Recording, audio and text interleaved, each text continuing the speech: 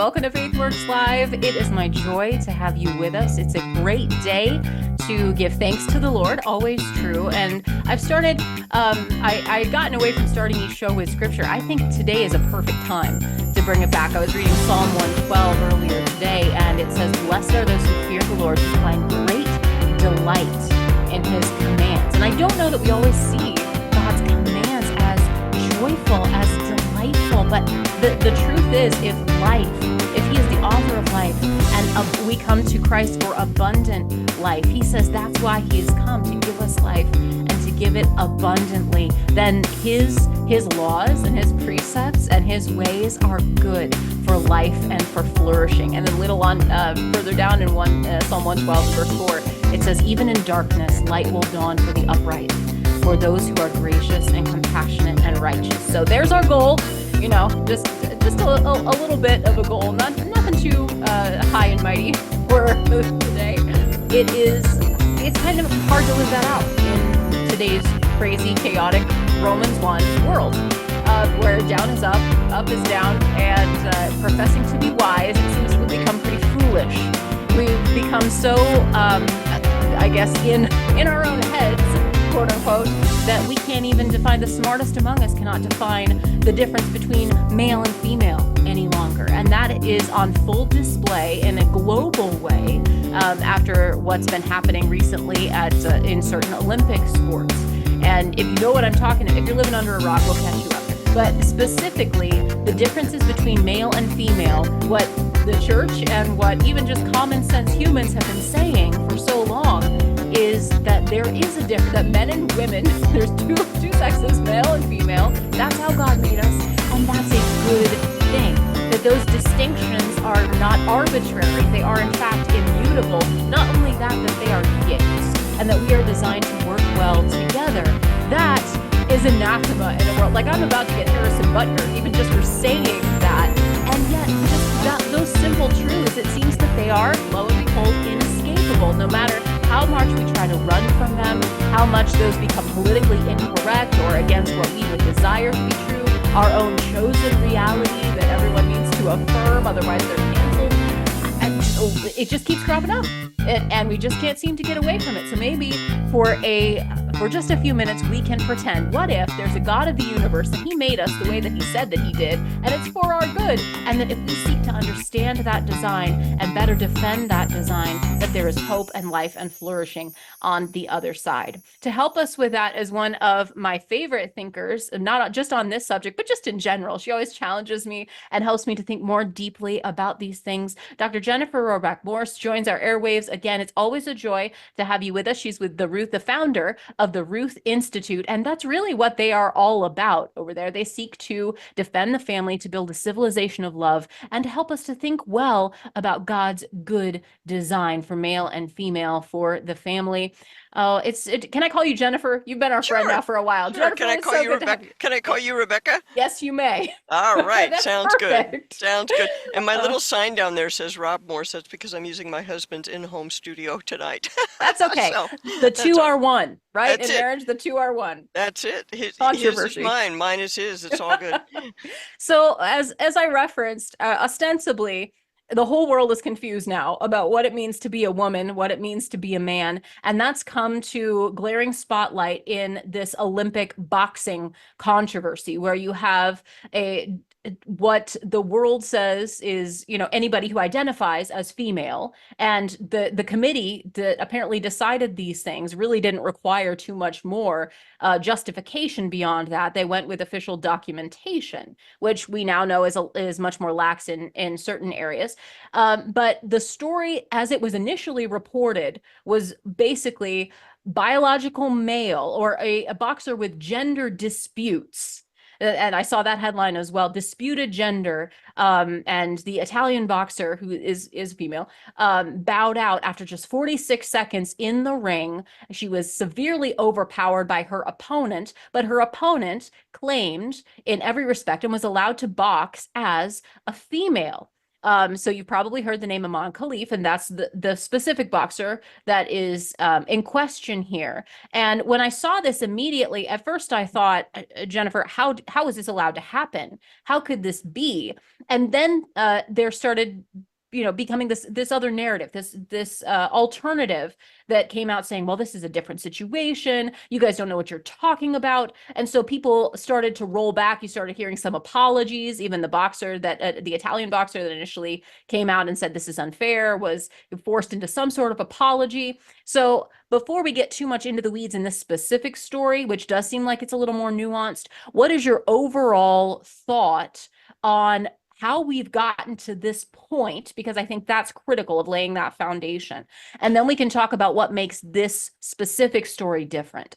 Well, it's pretty clear how we got to this point, but you have to have been paying attention to the trends in the sexual revolution. The current move of the sexual revolutionaries is to destabilize the idea of male and female. Okay, and they've been at this for a while, but honestly, after 2015, when the Supreme Court redefined marriage to make marriage a genderless institution, the thrust for transgenderism became much more strong, much more powerful, much more public, and became clear that it was organized. Okay, so ever since 2015, we've been dealing with this presence of the transgender idea, and basically their idea is that male and female are arbitrary social constructs, that there is no difference between men and women that should be recognized as socially or legally significant. That's where these people want to go. And of course, if you think about degendering marriage was an important step for them. Of course, they never mentioned that when they were campaigning for marriage equality. They never mentioned that they were going to be by degendering the most gendered thing you do, namely have babies. There's kind of not much left after you Right. degender that, right? But okay, shame on us. People didn't get it. I got it, but most people weren't listening at that point. But the significance of this particular instance, Rebecca, is that for a long time, the trans rights activists have used the people with abnormal chromosomes or secondary sex characteristics. They have used these people as to demonstrate, to prove that there is no sex binary, to prove there is no gender binary. Gender is really on a spectrum because you say XX equals woman and XY equals man. Well, no, we have this person who's XX and is not exactly a woman, and a person who's XY who's not exactly a man, and we've got XXY and XXX, and so no, there's no gender binary whatsoever. And then as soon as they've done that, and everybody's like, oh, you mean we can't say men have XY chromosome? We can't say that anymore? Oh no, what do we do? Right. As soon as everybody's in that state of befuddlement, they escort those people off the stage, whom they brought out there just as props. They escort them off the stage and then get down to their real business, which is to say, your sex is whatever you say it is. Right, and which of course has nothing to do with these people who have diagnosable medical conditions. All right, Right. so Yeah. that's the first thing that you have to keep in mind, that the confusion you're feeling and the anger that's swirling around, that is deliberately calculated, created, in a calculated manner to create confusion. Okay, so that Yeah. you will be disarmed when they say, oh, Johnny says he's a girl, therefore we have to all shut up and do whatever it Yeah. takes to make Johnny feel like a girl. Sure. That's the background of where we are. And from hmm there, I think we should go into, maybe a little bit more Yes. detail about the proper Love. definitions and stuff. But that's kind of the big picture people need to hmm keep in mind. And so for us as Christians, as people who believe in a natural ordering of things, and by the way, let's just point this out. The last defenders of reason and science are the people of faith. It is the people of faith who Who are saw that saying, coming? you know, I, I don't know. Somewhere there in Romans, there was a thing about things being written in your heart and stuff. I don't know. But anyway, this is an important opportunity for us as Christians, and we should Mm, see it as an opportunity. Don't be right. freaked out, people, okay? And anybody who's listening to this, if you've been quarreling with your friends on Facebook, stop it. Stop it, take a deep breath, and let's think this through from the beginning, because I think there's a better strategic use of your time Mm. than for you to be quarreling with people.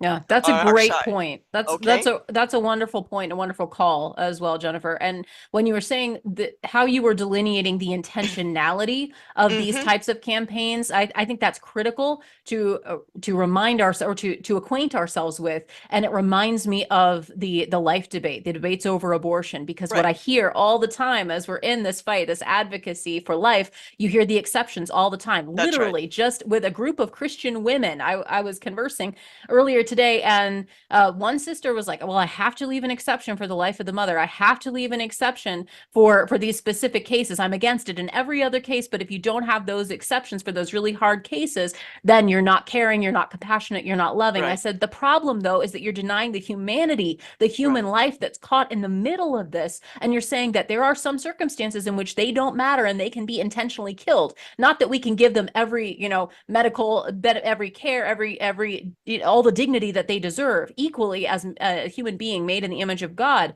but that they are discounted, that there are Right. some humans that just aren't worth it. And when you bring in those exceptions and you see the left politically, they'll trot because they are, this is their holy sacrament right now. I hate to see it. I hate that we're at this place where you But it's have, true. But it's and true. this Yeah. is And just their big you one can't, issue, and they will trot out a 12-year-old who is the victim of right. abuse and rape and say, this is the reason that we have to allow the intentional, wanton destruction for money of our human children over and over and over again because of this victim. And then exactly as you said, they're just being used. And it's Right. the most grotesque Right. and awful, evil thing, but we're allowing this, and that is we allow that to cow us That's to right. to stop speaking out for what we know to be true. So let's turn that around. Like you said, this is an opportunity. Right, right, right. And I'm glad that you brought that up because probably that type of debate is more familiar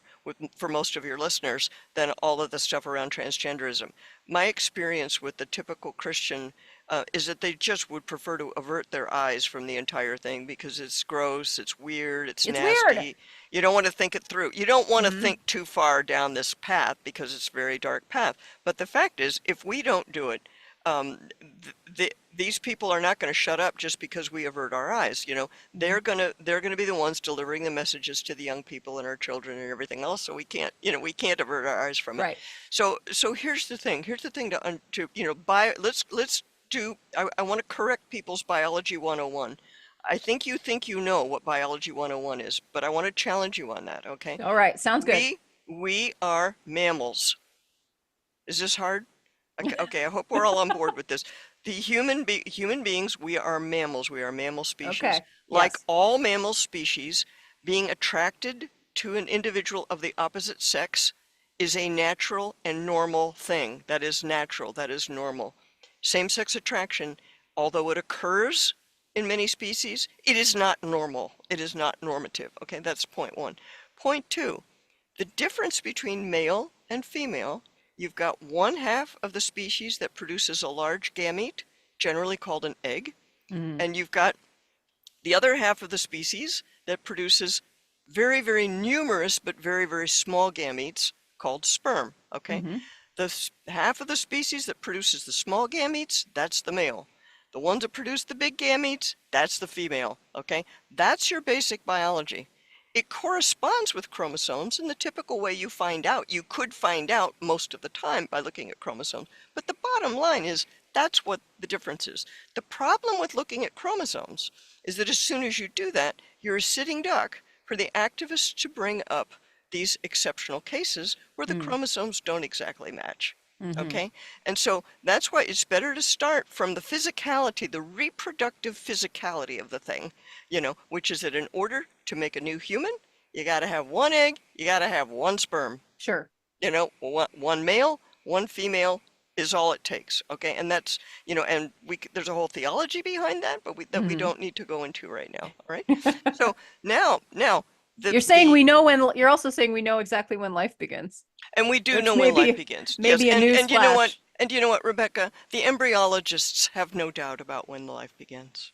Mm-hmm. I mean, there's a lot of corruption in the medical profession, but as far as I know, the embryology textbooks are still there on this Sure. topic. It's just the But politicians who get confused. But yes, yes, carry on.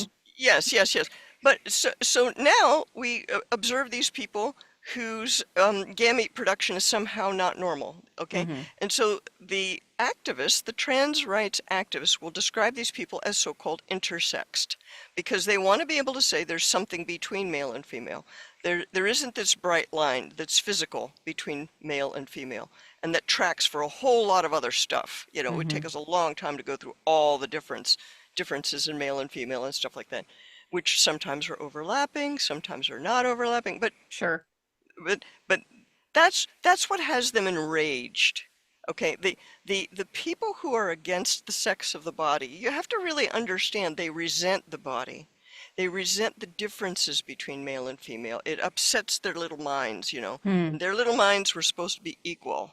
And this male-female thing is always in the way of Yeah. perfect equality. You know, it's just never going to Right. happen, right? So they're mad about it all the time. Right. Which And betrays that they don't really understand the dignity of individuality either. correct, Because in their correct, mind, any difference is inequity, which means we're not the same. I'm like, yeah, we're correct. not the same, but that's a very good thing. That That's doesn't right. mean that we're not equal in dignity or worth or value. It just means that we're different in terms of our construction and our roles and And various other they've things. and they've made an idol out of equality. Yeah, Okay.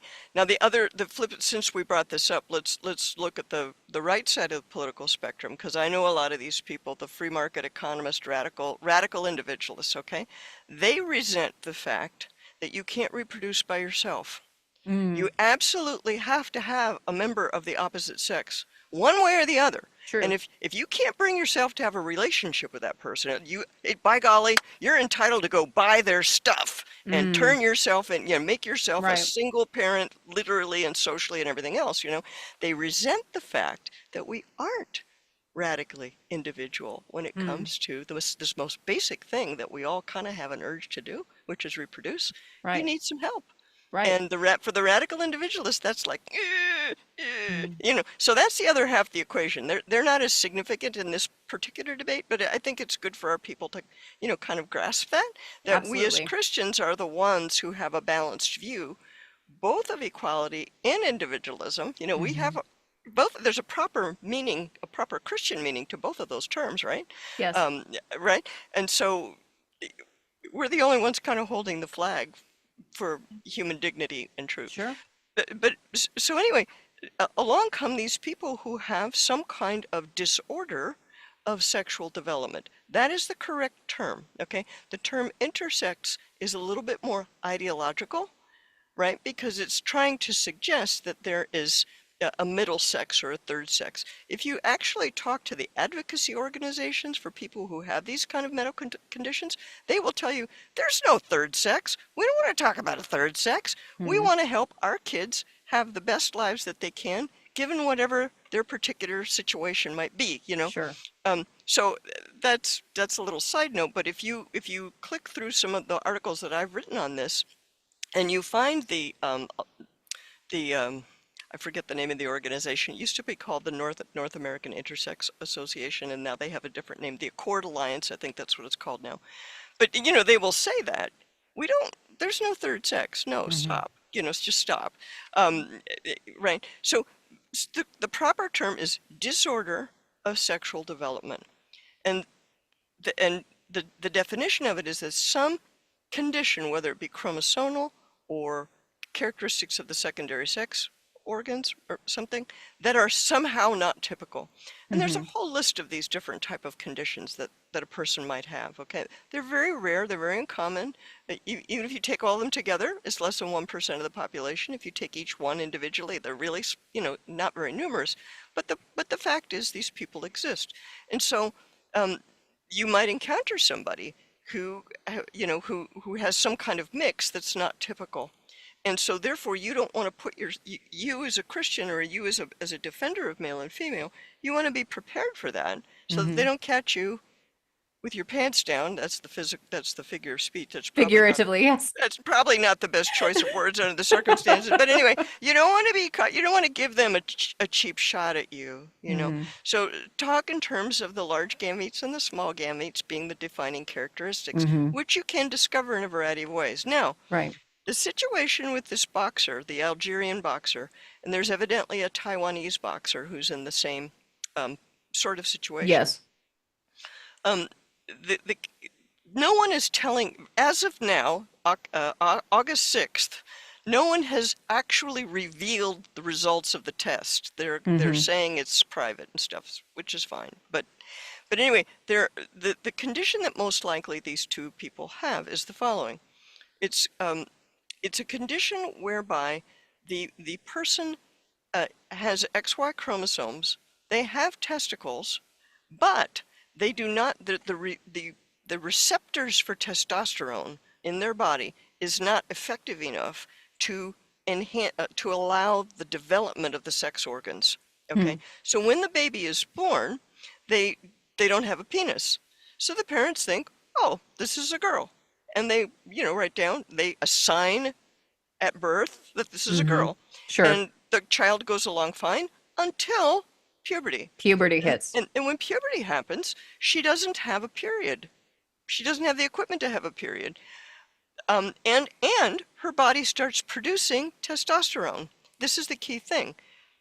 The person goes through a male puberty. Mm-hmm. Okay, and so therefore, biologically and physically, they have all the advantages, all the athletic advantages that come with male puberty, but they don't discover it until they hit puberty. So Mm-hmm. my guess is that that's what these people are dealing with, and there's a number of the two articles that I sent you go through in some detail the testing that was done and what the one boxing federation says versus what the Olympic Committee says and so on and so forth.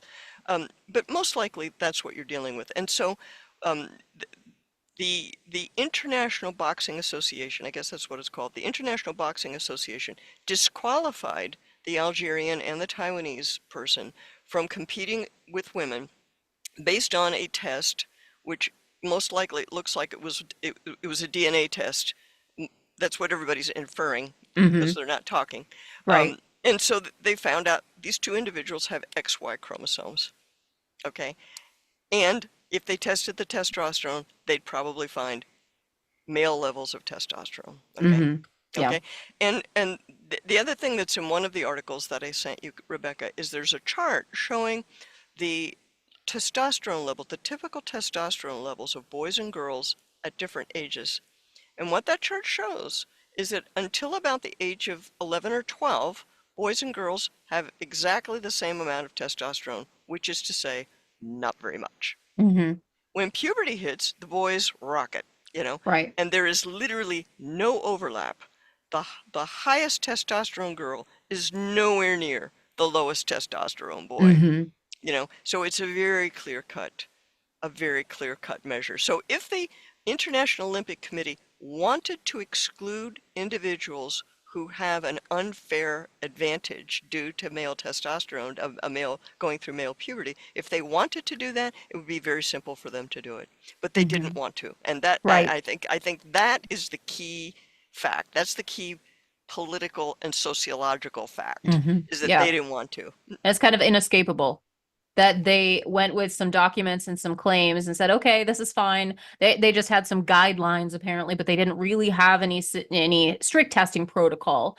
And Correct. speaking specifically of the Olympics, so you have people, and you would think that of all contests that you would want to make sure that this is a situation where all of the athletes are on the up and up, because you have had cases of people using inappropriate drugs and different types Right. of enhancements, just aside from the gender war on this, but just to give themselves an unfair advantage, and that shouldn't be allowed either. But the fact that they did not want to put very simple safeguards in place to say these are the parameters, and if you're going to just get rid of all gender categories, if you're not going to have male and female sports anymore, then I guess you could just be honest and do that. But we all know that that would create an uproar and that would specifically disadvantage women. So instead, they're going to keep the category, but they're just going to allow this confusion to take place such that the category essentially becomes meaningless. And the question that should resound and that we should ask is why?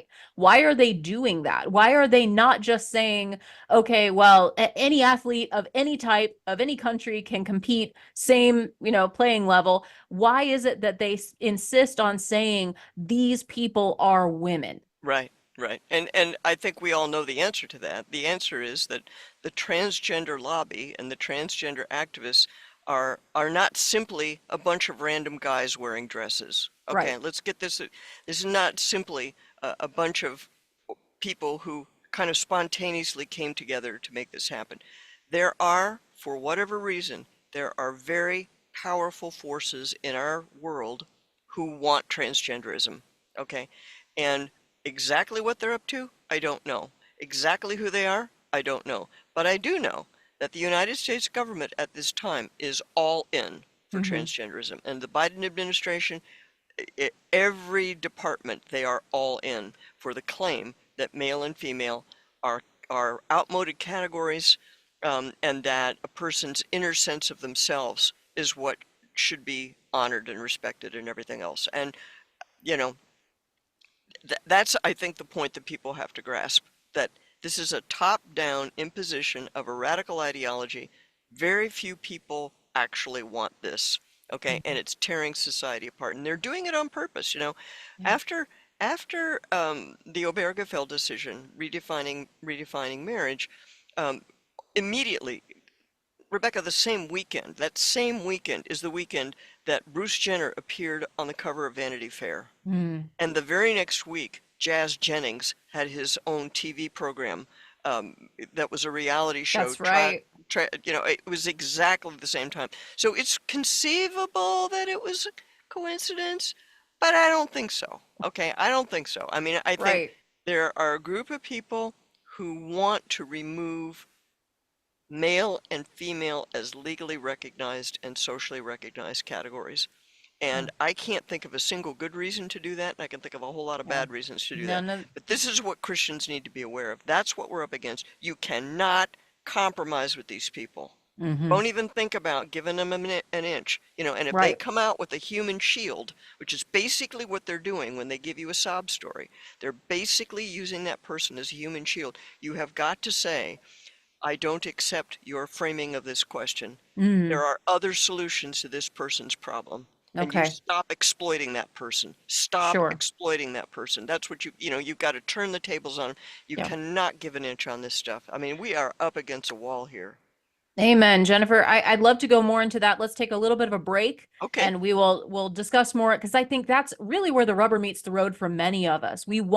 As Christians, we want to have compassion. We want to have grace. We want to show mercy. We feel for people in difficult situations, people who feel confused, rejected, and we don't want to be that person, but those instincts are being used to either cow us into silence or have us go along with a lie. And right, and that cannot be. Truth and love must always be together. They're two sides of the same coin. One can't really exist without the other. right, So let's do both when we return on the topic of all of this gender confusion, and God's good design. We should never be ashamed of. We should be extolling the virtues of how well God has made us. And I mean, if it's just you and me and a couple of other folks, I still place the bet on us. And if all the rest of civilization is confused about this, it has to start with us rediscovering, reasserting the goodness of God's design of male and female, of the father, the mother, the family, the children. All of that is wonderful. That's it. That's life and life right. abundant. So let's talk more about how to defend that well with both truth and love when we return with Dr. Jennifer Roback Morse from the Ruth Institute in just a moment. There's no better time than now to stand for life. And you can stand with Iowa's original pro-life organization, Pulse for Life. They're the longest standing nonprofit pro-life organization in Iowa, and they're dedicated to informing, educating, and inspiring a new generation to value the sanctity of all human life, from fertilization until natural death. They serve at the State House. They educate in classrooms, at events. They proudly serve on the coalition of pro-life leaders. They are on the front lines of the battle against this throwaway culture of death that we see all around us, and we are winning ground. Hearts and minds are changing, and the pro-life movement is continuing to grow. And you can be a part of the exciting things that are happening right here in our own backyard at pulseforlife.org and get your finger on the pro-life pulse. Sign up for their newsletter, find ways that you can make a difference, and how you can change hearts and minds with their pro-life apologetics course, pulseforlife.org.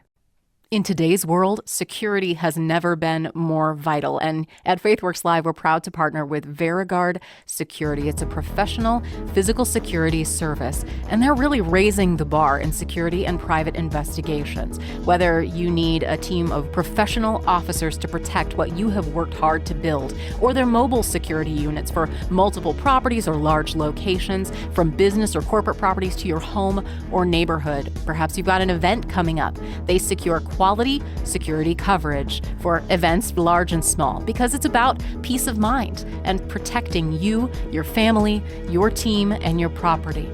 Settle for nothing less than the best when it comes to your security. You shouldn't have to compromise. When it comes to security, you can trust VeriGuard. Contact them today at verigard.us. That's VARA guard.us. For security service, you can trust VeriGuard. It's FaithWorks Live, and oh boy, strap in, buckle up, Buttercup. We are having a great conversation with Dr. Jennifer Roback Morse from the Ruth Institute. She always brings the research. She always challenges us to think deeply about issues of life, of family, of culture, and the intersection of all of these things, and how we need to approach this to the church now, to brothers and sisters. We need to approach this with clarity and be confident in the goodness of God's design and being able to defend that against all manner of calculated attack. None of this is an accident. And Jennifer, as you were saying, this is all very intentional. There are a lot of forces at play that want transgenderism, that want this gender confusion, that want asexuality. Could it be the ability to the lack of ability to procreate, the lack of ability, we are sterilizing almost a whole generation now of people, or at least urging them down that path. And my heart breaks for the people, for the kids now in those positions who are making these life-changing decisions where they will never know the joy of what it means to be a mother or a father, because they're so trapped in thinking that this adherence to this ideology, the sacrifice, self-sacrifice basically to this new pagan religion will make them happy. And it's not true. But aside from that, we do have cases like you were talking about with this Algerian boxer, with perhaps a Taiwanese boxer, and we don't have all the details at this point, but very clear indicators that these are people with sexual disorders, that biologically it's not just as simple as male, female, dress or pants, so to speak, but that there are people that fall into what might be classified not really as a gray area, but that do have some disorders. Correct. And that it may not be immediately clear, and so there could be a lot of legitimate confusion. And we want to speak well. And I've heard Christians who really are very strong on their worldview, and they understand this, but then they hear, oh, it's not a case of a transgender man who just decided to be a woman. This is an individual who was raised, presumably, as a female, at least up to a certain point. And now they're being told all of a sudden, it's like out of the blue, they were being picked on and told that they can't participate in these sports or win these awards that they've been working for all their life, just because, lo and behold, they found out that they had some sort of disorder, and that's not really fair. So that activates the compassion, that activates that reflex in us. And I just want us to be two things: well informed, and also applying the word of God equally and evenly, applying it well. And so I'd love to get into the details of how to best respond. We can talk about this case, but then apply it further. You said we cannot allow people to use these tiny percentage of our population as props. We can't allow them to be, because that's just creating them as a victim. They're just being used, and that's unacceptable. I agree. Right. Using people is always wrong. I mean, I hope we can all agree to that. That using people, this was the core idea behind Pope John Paul II's whole theology of the body.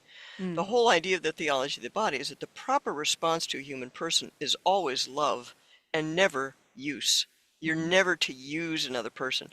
And so the way people get used as ideological props is terrible. That's whoever's doing it, why ever they're doing it, it's a terrible thing. So with respect to this particular case, this could have been prevented by the International Olympic Committee and other organizations like that having clear guidelines and clear eligibility requirements. You know, perhaps it would have been that this person could have been successful boxing against men in the same weight category. I don't know that. I don't have any way of knowing that. But you need to have clear rules. In a sense, what I really don't want to see Christians do is to rag on these boxers, and to say that they're cheating or they are following the rules as they were laid down by the authority figures and the authority structures that they were operating within. As far as I can tell, it's not like they were illegally taking drugs or something, they were operating within the rules that were presented to them, and it's those rules that are the problem. And Mm-hmm. I think in this particular case, that's the thing to keep your eye on, is to keep your eyes focused on the International Olympic Committee, keep your eyes focused on the international well-funded transgender lobby that is putting enormous pressure on all kinds of organizations and institutions to redefine and reevaluate male and female. You would think sports would be the last place that would succumb to that, but the fact is they've obviously invested a lot in making sports, in doing this thing to everybody's thinking about sports, making sports somehow gender neutral, or I don't. It's a battering ram. The whole Mm-hmm. issue of sports and women in Yeah. sports is a battering ram for the larger issue. Yeah. I seriously doubt that any of those people care a fig about sports. But the individual athletes, some accommodation could have been made for them. And it is too bad to spring it on them. But in this particular case, they knew a couple years ago that their status was questionable. Right. So, And that's something that's made me consider too, because I don't want to react in a case where I might be wrong. The way that I saw it was this is a biological male, and they yeah, are introduced in a sport where it is a physical contact sport, and you're literally beating up women and like you're punching women yeah, in the face. And right, so of right, all the sports that you could choose to engage in, if you were confused in any way, if not that there had to be some sort of pre-knowledge that predated like that week, like you right. knew that this was going to Yeah, happen, that you have an unfair advantage in some yeah, capacity, for how right, long, I don't know, but you right, knew that you weren't like the other boxers. And so to go in and immediately go for the nose, like just because that to me activates that suspicion again. right. I'm not trying to impugn someone without evidence, but what I see is someone that knows that they have a specific advantage and they go for the figuratively, they're going in for the kill. And now Yeah, you have both of these boxers that are in question as we're sitting here today. Both of them are vying for a gold medal, which means right. both of those places don't go to To female women, boxers. to women. Yeah, and I think the question of what they knew and what their motives were and stuff like that. I mean, I think you and I, Rebecca, don't have the authority to judge that. Sure. We can leave that to God, and Mm-hmm. God will judge it. And let's not forget that God is going to judge everyone by their deserts, and He knows when we're True. kidding ourselves and lying to ourselves, and you know, I Mm-hmm. don't know if you have once saved, always saved amongst your people, but that's crazy stuff. What you do matters, people. Mm-hmm. Come on. But anyway, um, the the issue I think I think as Christians engaged in the conversation, you and I don't have the authority to make the International Olympic Committee do anything, you know, Right. but we're part of the public. And the more intelligent the public is, the better off we're all going to be, I think, and if we say stupid stuff, they're going to point to us and say they're all idiots, we could ignore them. So we don't want to do that, right? Right. I think it's important to keep ourselves focused on the authority structures that have allowed themselves to be corrupted by a very toxic ideology. And those people have a lot to answer for, in my opinion. And we Mm-hmm. need to make sure that they have a lot to answer for, right? True. That the International Olympic Committee, that people not let up on them because they Mm-hmm. could have known. Right. And every one of these sporting federations, there's no excuse for them to not know and Right. to ignore the evidence and to, oh, we're scared, or, oh, Mm-hmm. we don't want to upset, we don't want to offend the trans women, or, whatever their excuses are. We can't let them get away with that. So let's stay focused on that and leave the judgment of the boxers to God. Right, right. And Y- I You think know? it's worth pointing out that again, people look at one particular they focus on one particular angle, and they say, well, this person is actually a victim and you need to be more understanding, and that means you need to allow them into these women's only spaces and That's these, right. That female doesn't only follow. sports. That And doesn't follow. right, and so there's a logical leap that happens, and then we take advantage of the emotion and the sympathy that might naturally exist with any human being, and say, okay, now give me all I want, and validate all of these rejections of every commonsensical category, every biological fact that we know. Right. Like, no, I can't go with you that far. You know why? Because your side is hurting people. Your Right. side is hurting people. That, I mean, if you are so overpowered that you know that a woman who's been fighting other women professional, like at the elite levels for her whole life, knows within less than a minute that she is in over her head, that her life could have been in danger Oh, in yeah. that moment. Like, you're Absolutely. creating victims. You are allowing people with distinct biological advantages for the privilege of supporting your ideology, your Yep. alternate reality, that this woman and every other woman in every other Olympic boxing category, because they've all been shut out now by these other people in question, you're forcing all of them into a potential victim status. You're forcing all of them to endanger their physical safety, as well as just their place of prominence that they of right have earned. Right. Right. And the other thing that we shouldn't overlook is that what kind of society watches a man beat up a woman for entertainment? I mean, what Mm-hmm. are we allowing ourselves to become if we do Right. that? And where are the feminists? I know there are some feminists who are, speaking out on this, but some of the feminists are down the transgender rabbit hole too. So it's very important that we keep our eye aligned on the reality of this thing, on Mm-hmm. the concrete, tactile, physical reality of what we're dealing with here. Right. And, So and one other thing that I think we should point out here is that the people who are doing this stuff, there's a phrase, have you ever heard the word the word queer used as mm, a verb? yeah, Okay. I was just talking with Mark Tapson about that. Who? Mark Tapson, he does. I'll send you the link. But we were talking about the Olympic parade, the Uh-huh. blasphemy of the Olympic parade, and Oh, he oh, was oh, oh. bringing this up, queering of a Right, culture. right. Yeah. So to queer something literally means, as I understand it, to queer something literally means to overturn the accepted categories, Mm, to overturn the concept of normal. So that's why I began this hour with, we were talking, I began by saying heterosexuality is normal, people. It is normal. And you have to be prepared to say being attracted to a person of the opposite sex is normal for our species. So mm-hmm. the attacks on heteronormativity is a way of queering uh, gender. Okay, but you can queer mathematics. They're queering everything that has a standard of normal, of right or wrong. Every single standard is oppressive in their view. The point is, if you go down that path, and we are down that path, we're very far down that path, right? And Mm-hmm. transgenderism is a big step down that path. Yeah. When you go down that path, you need to understand you are not helping the oppressed.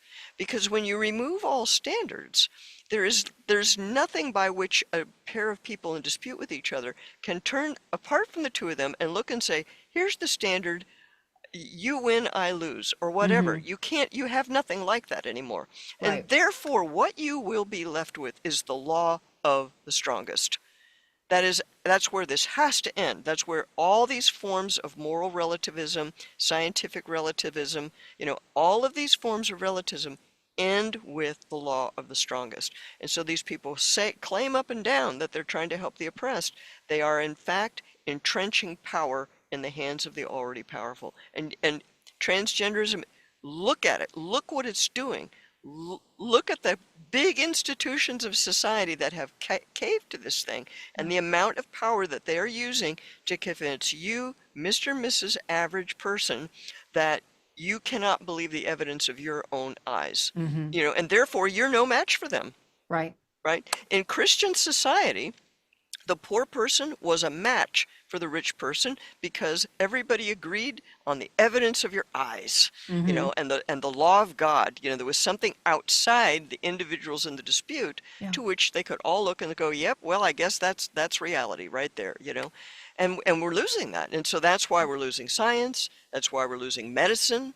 We're losing technology. Do you realize how badly the practice of medicine is being corrupted by the whole sexual revolution? It's It would have to unbelievable. be. It's It's scary. I yeah. mean, it's really scary that you're not allowed to ask whether the person is male or female. You got a person who, yeah, I mean, there are all these crazy stories, of a person who presented as male, but actually turned out that she was pregnant and they didn't know and they weren't allowed to ask. And, just, We're it's only we're only hurting ourselves and professing to be wise. We right, have become utter fools. And I don't say that glibly. I kind of smile when I said it because it seems so ridiculous, but it's so self-evident. And yet we've all been in that position where we were right, convinced that something was right when it really wasn't, or we right. knew, but we were willing to go along with it just, just Yeah, for now, or just we thought we'd get some benefit out of it. And I think the time of going along to get along is it's over. It well, has to be over. We have to be willing to speak the hard truth. And that means to ourselves as much as to yep, anybody else. yep. Because that same standard, I'm so glad you pointed that out, Jennifer, that same standard calls to us and convicts us as well. It's not just about, aberrant sexuality. It's not just about this. It's about, the person that wants to lust after someone they're not married to. It's the person that, really wants to take something, is coveting something that isn't theirs, is jealous of something that, they shouldn't be. They're greedy. That it's never enough. They're trying to, whatever that sin of your heart is, God says that the heart is wicked and that he has come to redeem, and he's come to heal our brokenness in all of those, in the secret ways, in the public ways. Our society is desperate, is lost, is calling out for that redemption. And whether or not people know it, they're looking for love, they're looking for affirmation, they're looking for completeness from something, whatever this thing might be. Nothing that this world can provide is ever enough. You're never going to find love on the other side of a lie.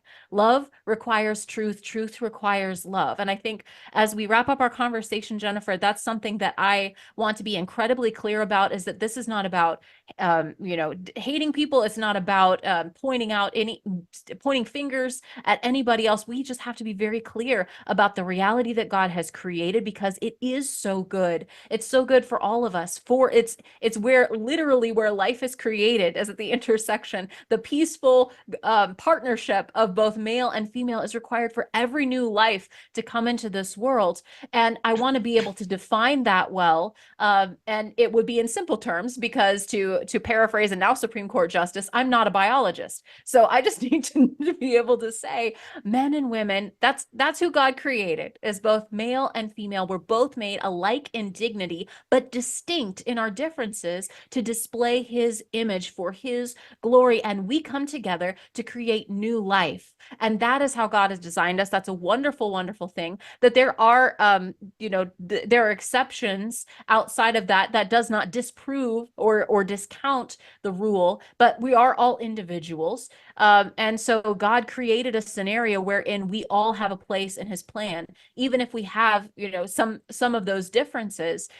So as an individual, I want to give ultimately a lot of compassion, a lot of grace, that this, these boxers, all the athletes on the Olympic stage, and your neighbor down the street, and you and me, we all need the same gospel, and we all need the same grace.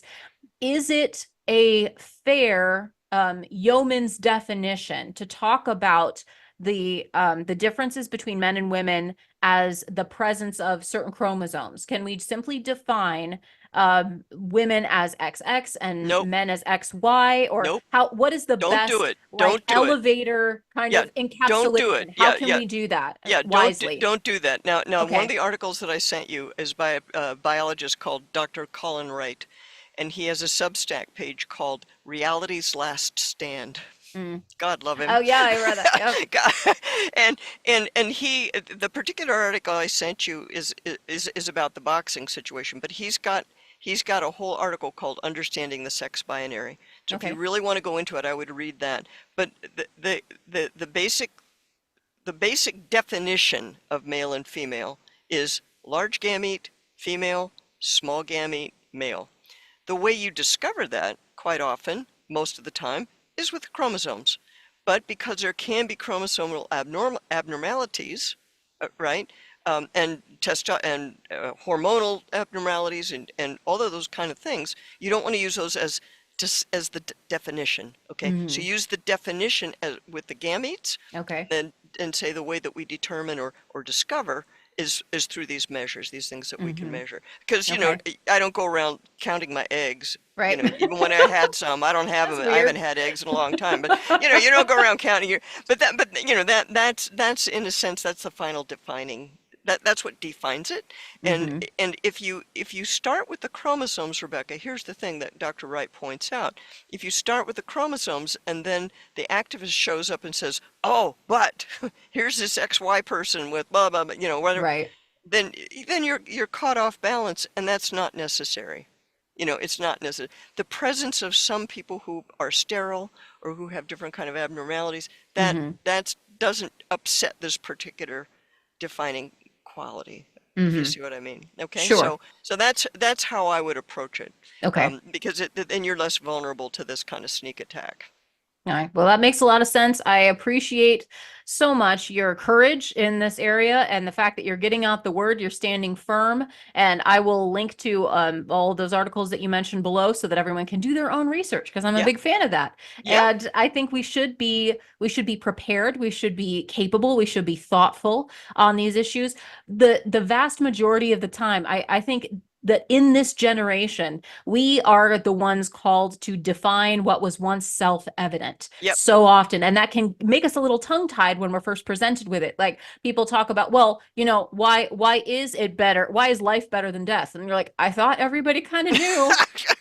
Like men and women are different. Go. Like I have to right, define what this is. I thought we all right, kind of knew. Like when right. does life begin? What is a woman? All of these very basic questions, and the fact that we're stymied by that because it seems so self-evident can present as though we don't really know what we're talking about, or we're not, to be Yeah. to be See, taken seriously in a debate. it gives the advantage to the moral relativist. The person who wants to queer everything has the advantage because Hmm. they're taking you off guard on, everything that seems normal is up for grabs now. Right. And so if we look at, for example, people who defend the free market or people who defend the Second Amendment, the right to keep and bear arms, people who defend religious liberty, those arguments have been understood and well worked out for literally hundreds of years.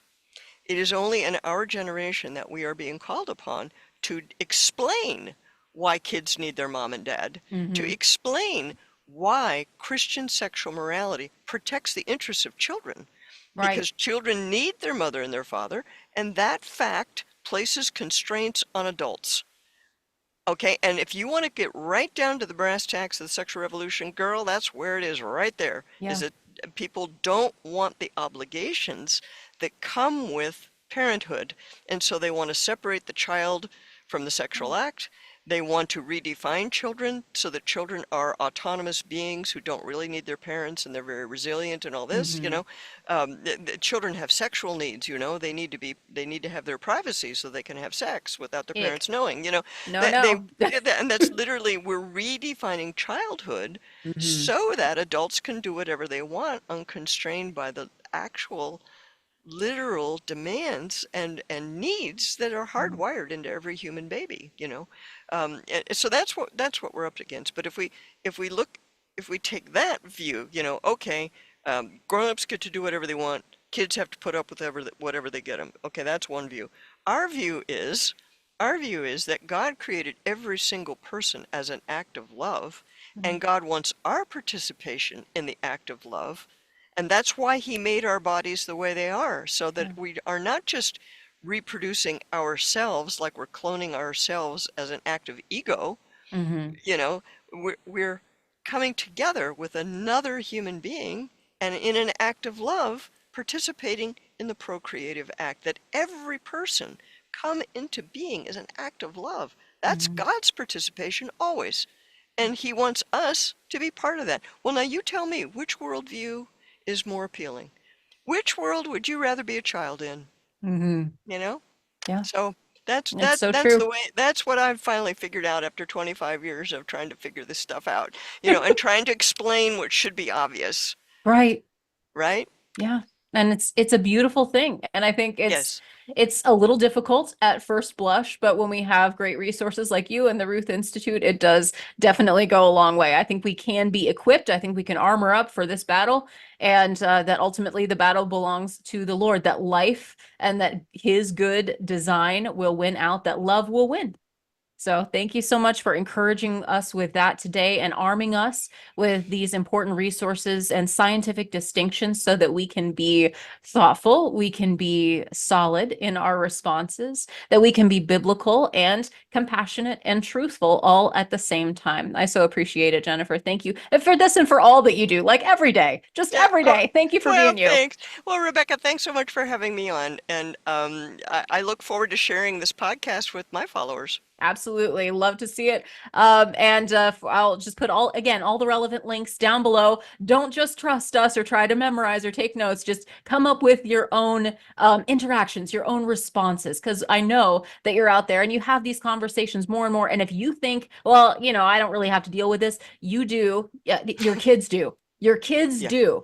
Ultimately, like we're heading back to school, your kids do, and they are worth it. They are worth the research, and they are worth standing up to protect them in a lost, confused, scary world that needs so much to have the light of Christ. And that's what we're here to do. So here I am, Lord. Send me. Here we are. Send we me. signed up for this. All right. Thank you so much. Thank you for listening to Faith Works Live. Check out those links. And until next time, our mission is to love God, to serve people, and to live free.